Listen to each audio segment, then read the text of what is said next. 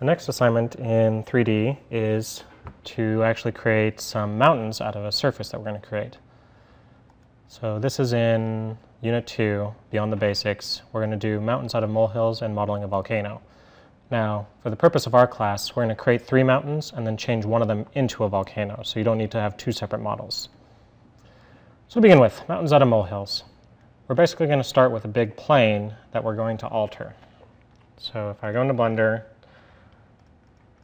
starting with my cube, I'm going to delete that and add in, so add a plane, like so.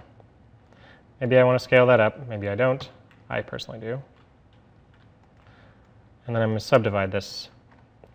So in edit mode, I'm going to do face select, subdivide. Now at the moment it's only one cut.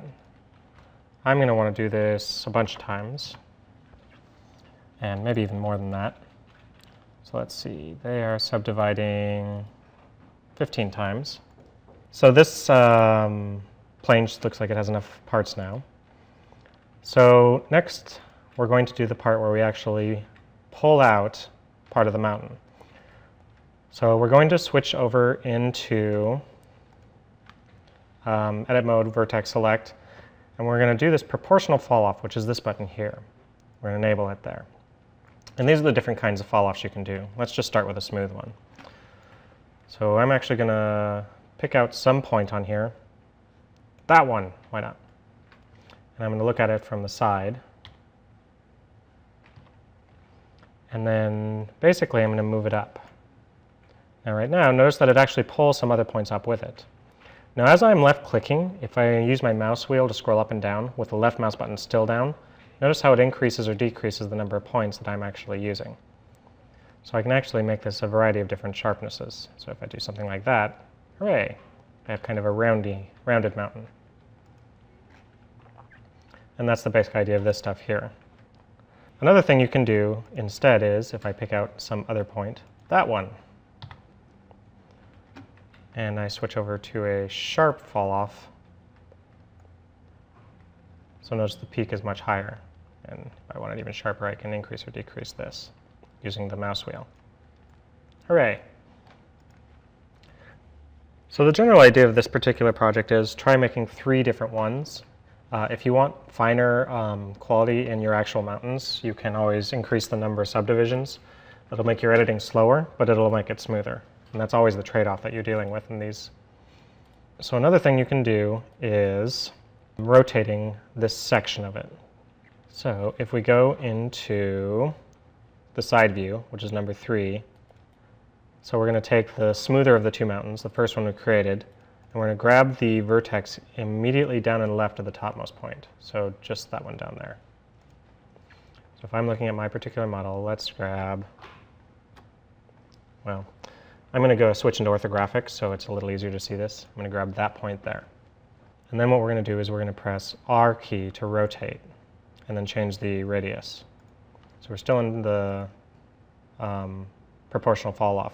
So if I rotate this, it grabs portions of the mountain and moves them all. And I can increase or decrease this to, you know, create my peak as weird as I want it to be. So maybe I'll do something like this to make it kind of craggier. So that's one way that you can alter things. You can smooth it out using the same sort of subdivision surfacing that we used in the person. So if I select all these points, run over to the wrench and say, hey, make that smoother, it will. Once again, I wouldn't apply this until you have your mountain exactly the way you want it. So if I go into object mode, that's what it looks like. All right, so another thing you can do is called creasing a subsurface. So if I look at this particular thing, what I can do is I can grab an edge and basically crease the subsurface. So if I go into edge select, grab this edge here,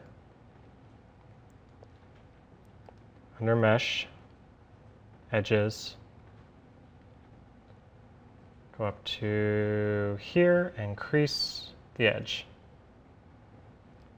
So then what I'm doing is as I'm moving my mouse around, notice that it's actually changing how much it's creasing that. So depending on how severe it is, if I switch back into object mode, notice that it's actually made a crease in the surface there, all along that point. And that has to do with the subsurfacing. So it basically makes an edge sharper so that as it wraps the subsurfacing around it, it makes it come to more of a point. All right, fractals. So fractals allow you to add a bit more randomness to it, and there is a subdivision which allows you to do fractaling. The trick with this is it's actually going to do some mathematical calculations on your model.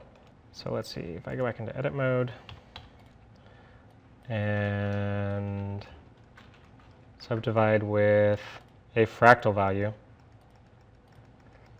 notice that as you increase this, it kind of makes more irregularity in the subdivisions. So if I make this 10, 190 is not right, 10, it makes it super goofy. That's perhaps too much. But there's a fractal value of 1, which makes it a little more irregular. Maybe fractal value of 2. There you go. So that allows you to have more of a bumpy surface to your particular one. All right, so that's the basic idea with what we had for the mountain. The next tutorial is going to be this modeling of Volcano. The basic idea with this is we're going to use the same sort of proportional fall-off. So I'm assuming you can do up to this point. All we're going to do is we're going to grab portions of this part at the top and push it down. That's basically it. And then smooth out the points that are around the surface of it. The last thing we do is we add in a light that is a spotlight with a particular color. So if I grab in edit mode some other point, I say, hey, you should make this kind of a smooth. I'm going to make it like this.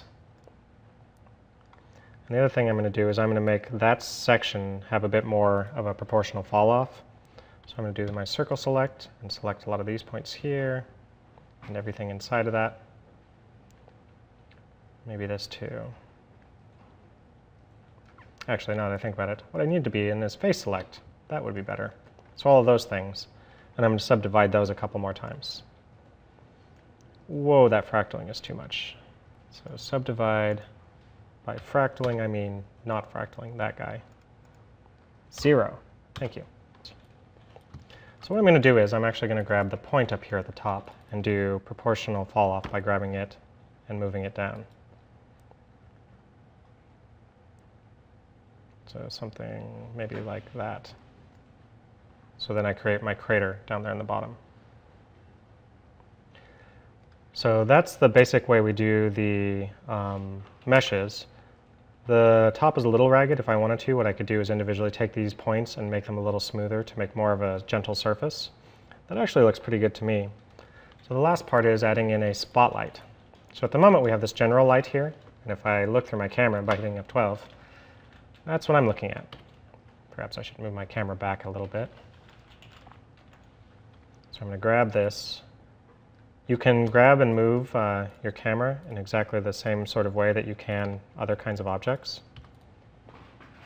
There we go. Maybe even a little more back.